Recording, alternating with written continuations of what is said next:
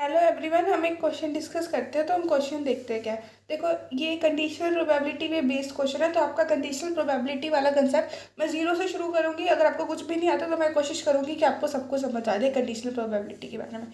ठीक है ना। एक पेयर है, फेयर डाइस का मतलब दो डाइस हमने थ्रो किए है। ठीक है ना। अब हमने प्रोबेबिलिटी निकाल ली है कि सम इज 10 और ग्रेटर 10 या 10 से ज़्यादा सम आना चाहिए। अगर 5 अपीयर हो रहा है एक पे तो ठीक है ना। अगर दोनों में से 5 अपीयर्स ऑन फर्स्ट डाई आएगा। ठीक है। तो पहले डाई पे जब हमने मतलब दो डाई थे ना, तो एक डाई पे 5 आना चाहिए। ठीक है। तो देखो इसका सोल्यूशन कैसे होगा। कंडीशनल प्रोबेबिलिटी है, मतलब एक तरह से देख लो क्वेश्चन में साफ गिवन है, मतलब कि कंडीशन गिवन है। हमने फेयर डाई यूज़ किया, हमने हमने प्रोबेबिलिटी निकाल लिया कि सम 10 या 10 से ज़्यादा आना चाहिए। ठीक है। अब हमारी कंडीशन क्या है कि फर्स्ट पे 5 अपीयर होना चाहिए। कंडीशन है कहीं ना कहीं, तो कंडीशनल प्रोबेबिलिटी यूज़ होगी। दैट इज़ की ना पी ए बाय बी वाला फॉर्मूला जो होता है ना, यानी कि P A intersection B divided by में पी पी। कंडीशन है कि इफ होना चाहिए। ज़्यादातर इस क्वेश्चन में इफ भी आता है। ठीक है ना। अब प्लस 2 में हो चुका है तो हमें ये तो पता चल जाएगा कि इस क्वेश्चन में कंडीशन गिवन है। ठीक है। तो अब क्वेश्चन पे आते हैं। ठीक है।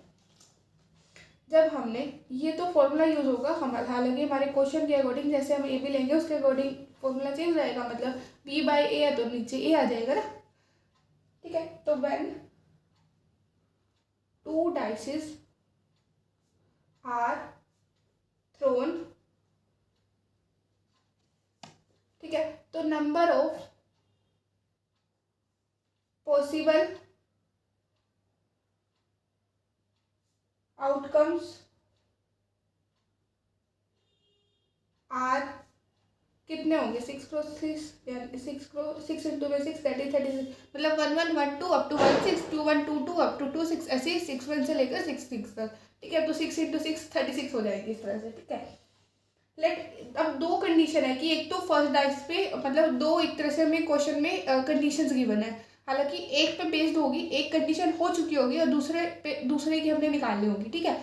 तो मतलब क्या है कि फर्स्ट डाई पे 5 आना चाहिए और बी मान लेते हैं कि सम जो है ना ग्रेटर देन और इक्वल टू 10 आना चाहिए।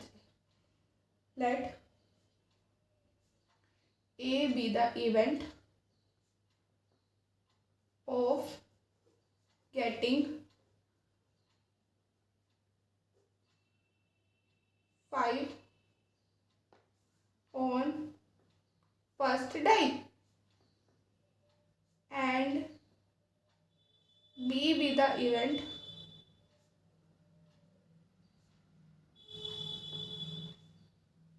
of getting some 10 और greater। 10 या 10 से ज़्यादा क्या होगा, मतलब कि ज़्यादा से ज़्यादा 12 आ सकता है। जब दोनों डाइस पे 6 होगा यानी कि 10 आ सकता है, 12 11 आ सकता है, 12 आ सकता है। ठीक है ना। ठीक है। तो अगर ए की बात करें तो ए के फेवरेबल आउटकम्स कौन से होंगे। हमें फर्स्ट टाइप पे क्या चाहिए 5 चाहिए, यानी कि 5,1 5,2। जस्ट हमें क्वेश्चन में जो गिवन था हम उसी को सोल्व लेके चल रहे हैं बस। ठीक है। टर्म बाय टर्म उठाते जा रहे हैं। 5 4 5,5 और 5,6 पेपर में साफ सुथरे तरीके से लिखना। ठीक है। यानी कि मतलब नंबर कितने हो गए, number of favourable outcomes will be 6। ठीक है ना। 1 2 3 4 5 6। ठीक है। अब बी की बात करते हैं, मतलब हमें सम कितना चाहिए, या तो 10 चाहिए, 11 चाहिए, 12 चाहिए। ठीक है। 3 से यानी कि 4, इसके लिए क्या होगा,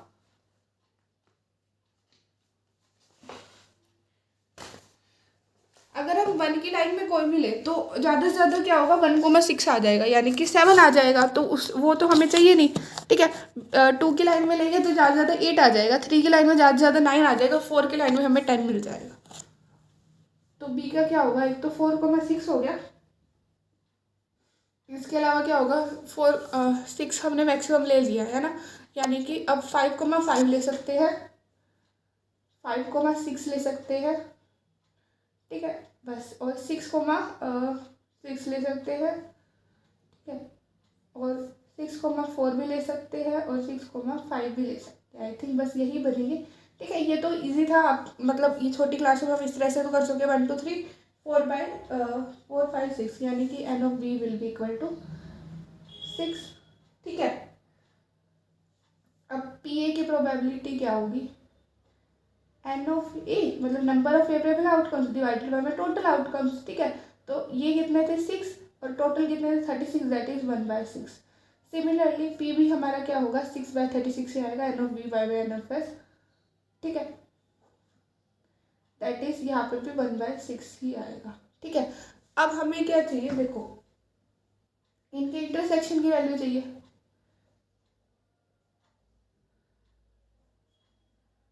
ठीक है। इंटरसेक्शन किसके इक्वल होगा, टोटल इवेंट्स, ठीक है। अब ए और बी में कुछ कॉमन है, आई थिंक बस 5 कॉमन आएगा, 5,6 कॉमन आएगा, ये दो तो आ रहे हैं, यानी कि 2/36, ठीक है। अब हमें फॉर्मूला लगाना है, ठीक है। अब हमें क्या करना है, बी के होने की प्रोबेबिलिटी निकालनी है जब ए ऑलरेडी हो चुका है, यानी कि पी बी बाय ए निकालना है। जब जहाँ पे बी हमारा क्या था, सम ग्रेटर देन और इक्वल टू 10, यानी कि 10 11 12 सम लिया था हमने और 5 ये था, ठीक है ना। क्वेश्चन में क्या था, देखो हमें a pair of dice thrown find the probability that sum is greater than, इसकी हमें प्रोबेबिलिटी लगा निकालनी है। और ए वाला इवेंट यानी कि 5 फर्स्ट डाई पे आ चुका है, ये वाला इवेंट ऑलरेडी हो चुका है, तो यहाँ पे ए और बी ध्यान से चूज करना, ठीक है ना। तो इस तरह से होगा, मतलब सब हमें ग्रेटर देन वो निकालना है जब इफ के बाद वाला ज़्यादातर केसेस में नीचे वाला होता है, ठीक है। बाकी वो क्वेश्चन पे डिपेंड करता है, स्टेटमेंट पे डिपेंड करता है, ठीक है। डिवाइड बाय में पी ऑफ ए, अब सारी वैल्यूज है, आप इजीली सोल्व कर सकते हैं। 2/36 डिवाइडेड बाय 1/6, ठीक है। तो दिस विल बी 2/36 इंटू में 6, यानी कि 2/6 यानी कि 1/3 आंसर आ जाएगा। थैंक यू, आई होप ये इससे आपका कंसेप्ट क्लियर हो गया होगा।